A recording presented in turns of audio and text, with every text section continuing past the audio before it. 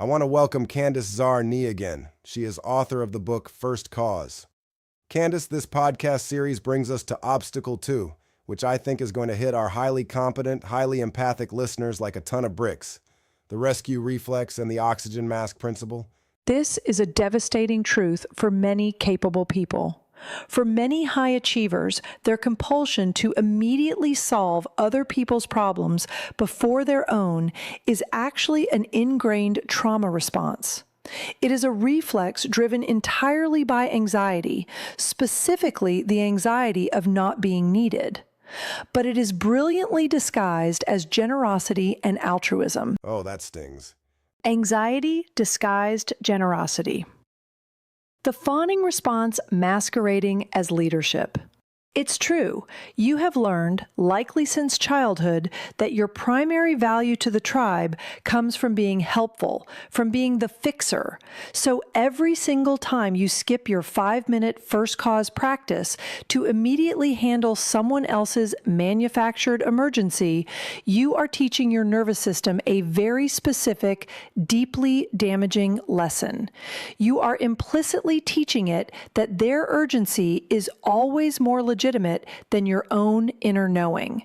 You reinforce the exact hierarchy that keeps you disconnected from yourself. It's the classic airplane analogy, put your own oxygen mask on first. If you skip your practice to rush in and help someone, the version of you that shows up to help is the depleted, reactive, resentful version. You aren't actually giving them your best self. You are giving them the fumes. Obstacle 3 is 1.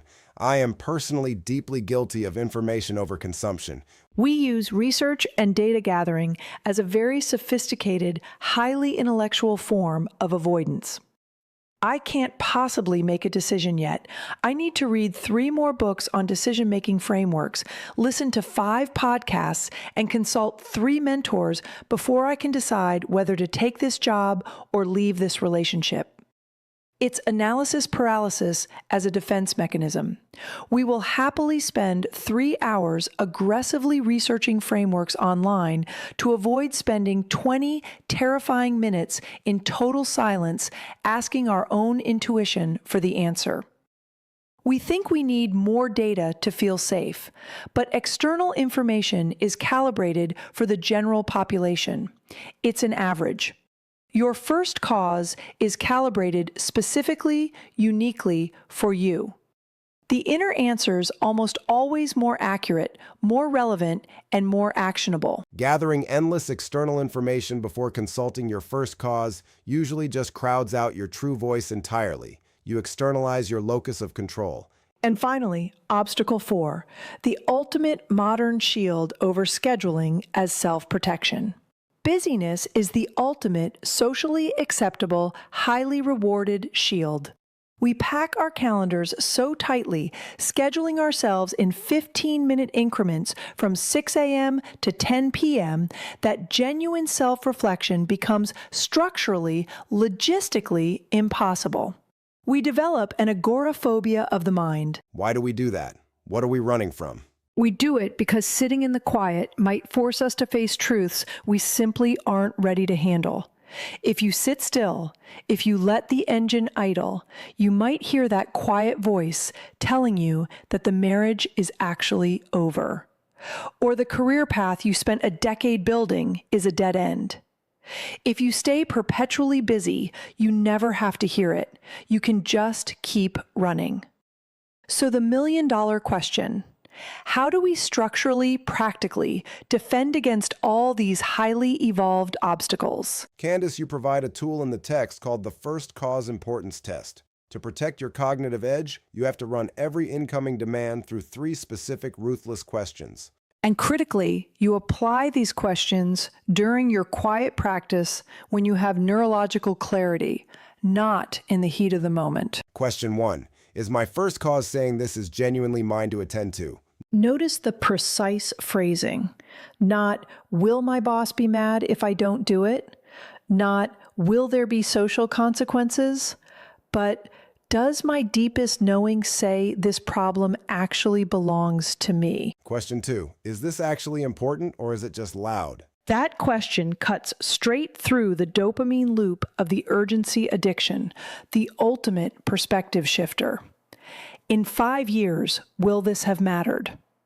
It's a cognitive shift that instantly shrinks the emotional charge of the immediate manufactured crisis. And to operationalize this, the system uses a structural concept often referred to as the goal master approach. It's pure behavioral psychology. You structurally protect your priorities in advance on Sunday before the week's urgencies and obligations can rush in to fill the available space. You block the time for the things that are genuinely yours. You build the container before the water rushes in. So what this ultimately means, bringing it all back to the core premise, is that peak performance, the ultimate competitive advantage, isn't about doing more. It isn't about adding another hack to your morning routine. It's about ruthlessly, systematically eliminating the noise so your genuine, pre-existing capacity can take the wheel. It's about subtraction, not addition. You do not need to construct a new, better version of yourself. You simply need to remove the interference so the real you, the profoundly capable you, can operate unhindered. Okay, let's bring this all together and land the plane. We've deeply mapped the pain of the crowded mind, the biology of the 3 a.m. wake-ups, the misplaced anger as grief, the hollow exhaustion of the disconnected life. Okay, let's bring this all together and land the plane. We've deeply mapped the pain of the crowded mind, the biology of the 3 a.m. wake-ups, the misplaced anger as grief, the hollow exhaustion of the disconnected life. We've explored the physics of the resonance principle, where operating from your natural frequency gives you effortless capability and frees up massive cognitive load. We've broken down the skepticism around the 5-minute mechanism and the psychology behind rigorous 5-dimension tracking.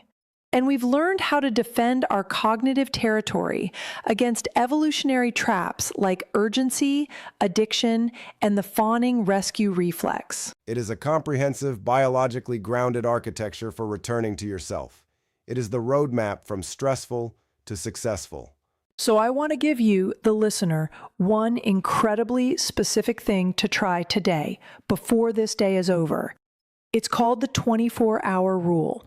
It's a remarkably powerful exercise in building internal self-trust when your first cause speaks clearly about something important. Maybe it happens during your 5 minutes tomorrow morning. Maybe a sudden clarity hits you while you're driving.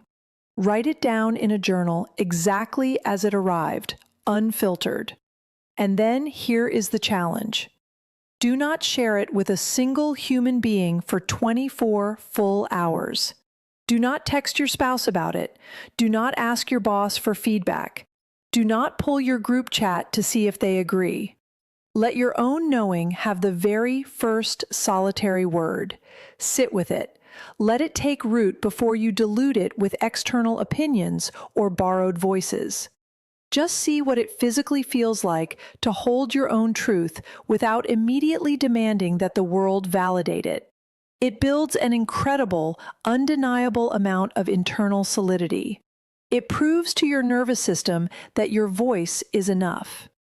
I want to leave you with a final thought, addressing you directly. You have spent your entire adult life becoming incredibly, undeniably competent at managing the expectations, the urgencies, and the volatile emotional weather of everyone around you. You are exceptionally good at it. You've built a life on it. But I want you to imagine for a second what would happen. Who could you become if you took just 10% of that formidable, hard-won competence and directed it inward toward the one voice that has always known the absolute truth about you?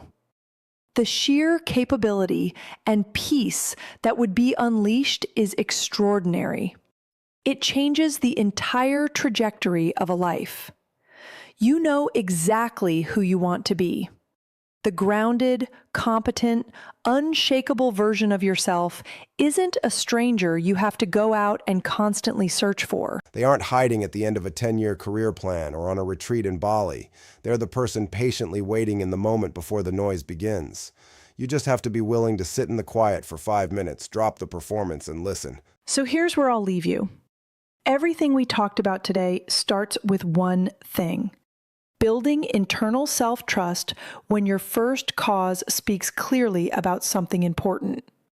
That's why I developed a free 5-minute quiz that tells you exactly which reactive pattern runs you when the pressure hits. The one that's been costing you without you ever naming it. Go to consciousnesstrack.app/quiz. Take it before the day gets hold of you. See your pattern. Then you'll know exactly where the work begins.